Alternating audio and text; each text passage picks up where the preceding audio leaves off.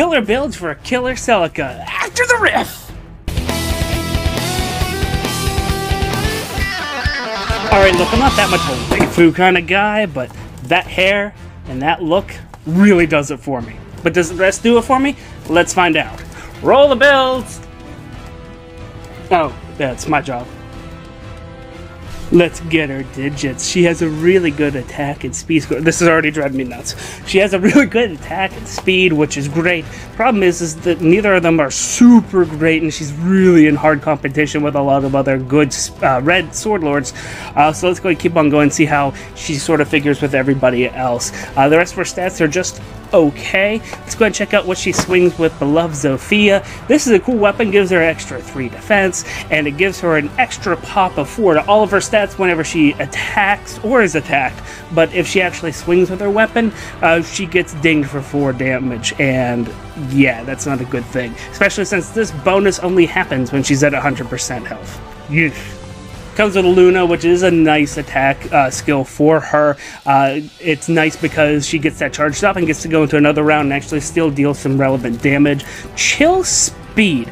I really hyped this up on the preview video. I'm still a huge fan. Holy cow, chill speed, guys. Can you live without it? Sure. But should you? No.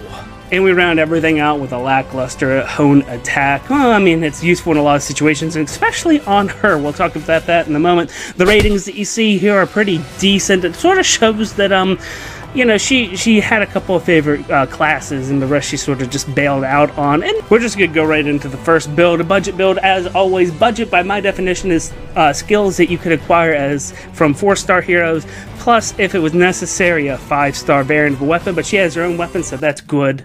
If you just want to get her up and running, here's what I like to recommend. Give her Moonbow, first of all, replace Luna. You want to be able to have that quick burst of damage right up front because she really is an Alpha Strike kind of girl. Now, you could do things to give her more longevity. If you want her to go a little bit longer, you could go ahead and do things that increase that endurance. But I say forget that. Let's go quick and get it out of the way. And to help with that, we have Fury, giving us that wonderful stat boost all across everything. Of course, then we have that extra pop, so we're taking 10 damage after that first engagement, which is a little steep. But then what we're doing here is we have chill speed there, plus we have as a new C-slot drive speed. What this combination does is it really ensures that the rest of the group can outspeed everybody else on that team. If you're fighting against armor, that's not really a huge concern, except for in some corner cases, against other things like Iras, against other things that want to just double tap you.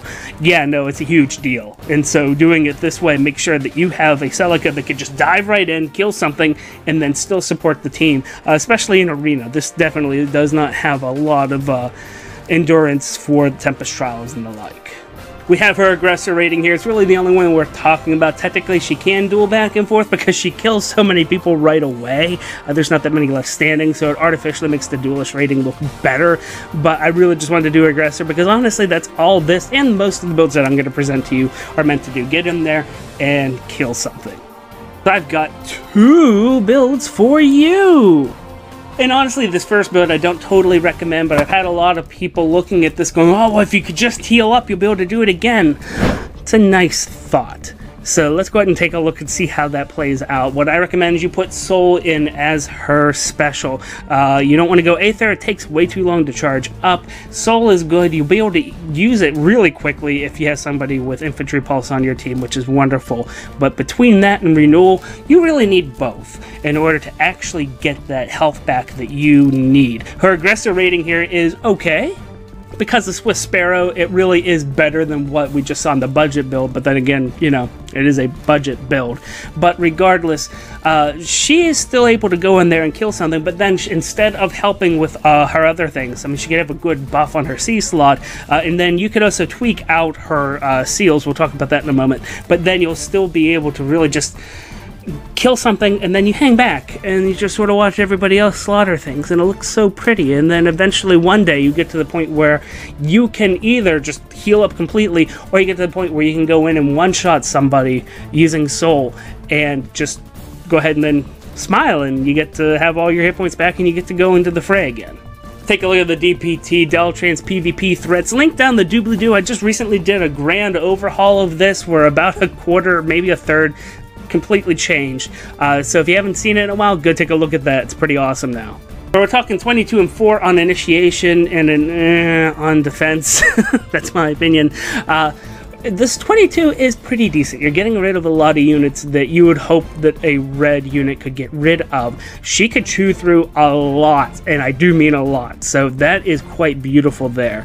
The real trick to this particular build is making sure that she targets somebody, kills something, and you know, some of these builds she ends up with like 1 or 2 hit points left on, so she's not going to really recover from that very well.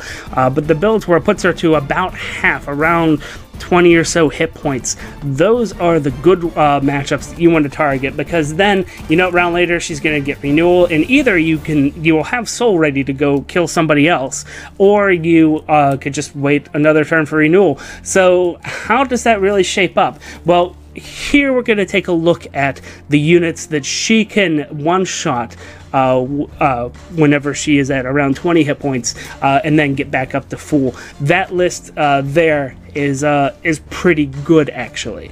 There's only about 13 people she could kill in this state, and only 8 of them actually bring her back up to full, and that's where my problem is with this build. You're either waiting around too long, or you have a very small window of people that you can actually kill, and that's not useful in my opinion. So this is sort of why I don't like it, but if you want to do it, this is the most viable way that I can think of to do it without just toting a healer along, and that actually works out really well for the first build and the next build that we're ready to talk about, which is my personal favorite. And if you really love your killer Celicas, you want to go ahead and build her this way. Still have Moonbow, still have Swift Sparrow, and we have Wrath. Yeah, that makes sense, right? You just want to go in there and just really kill it. And then, of course, C slot to boot. Something like this, I do recommend Drive Attack. It's pretty nice. It helps out everybody else a little bit quicker, although Drive Speed is still good. Now I just feel like my hair is all messed up after doing that. And look at that aggressor rating. It is so nice to see that. The aggressor rating is one of the hardest skills on my ratings list to actually get a high score in, because it really is only 1 round of combat and I only count kills. It's really just a great representation of 1 round kills. Not 1 hit kills, but 1 round kills. This is fantastic, guys. She is very, very brutal, and she has a couple other tricks up her sleeve, especially if we adjust those seals, which we are finally going to talk about here after we look at the DPT. Take a look at this DPT. That's a really good score on initiation, especially under the new DPT, and, you know, she's losing as we would expect, but whatever. I mean, there's only 2 people that kill us on initiation from the DPT. That's really good, and it's funny. They're gonna flash up here eventually, but it's I don't understand why, to be quite frank with you, but it's funny. And Arden. So those are the people that punk us down if we attack them first. Everybody else either gets really messed up or dies. The majority of them die. That's great. Now here's the other thing is that really she likes to have some type of an attack buff, whether you're an attack boon, whether you give her the seal for that, or whether you just have somebody in the party. The response a lot of people have at this point is, well, duh. But here's why I say that, is because after she's been dinged, even all the way down to like 1 hit point, if she has her special charged up, she's going to hit back hard enough to kill a lot of units, and most of them are green. A couple of them do escape her, and honestly, just as little as, well, really as little as +1, but if you go up to a +3 to her attack value, boon, seal, buff, I don't care how, she won't let another green unit past her. It's really, really great. Now, some of them, as you could tell, she needs to be really closely merged to them. Other ones, not so much, but she'll be able to chew through them, and I think it's super worth it. It is nice to see that this particular variant of Celica, once again, you have to have your Moonbow charge up, but you know what? That's not hard to do whenever you have Wrath active. So all you gotta do is just move to where you want to block, wait for that turn to tick over, and then you could go ahead and catch pretty much all the green units that you want that aren't ranged. So it's just great. I love it. It has great utility here. I could see this being very useful in PvP. You have them go after somebody that is standing there like Grima or somebody like that, and then you turn around and then you catch a Valentine's Day Hector. But that's my beloved Zofia. I can't do accents, I'm sorry. I don't even know what that was. But that's what I have for you. My hair still feels messed up. Let me know down in the comments how you decided to build her. Just to let you know, I evaluated real quick other weapons on her, and it evened her out, but you know what? Nothing was as impressive as these builds. So this is what I gave you. And do me a favor, if you like your Fire Emblem information hot and fresh like Grandma's cookies, hit that subscribe button. My name is Deltran. Thank you guys so much. I greatly appreciate all of you. And until next time, take it easy.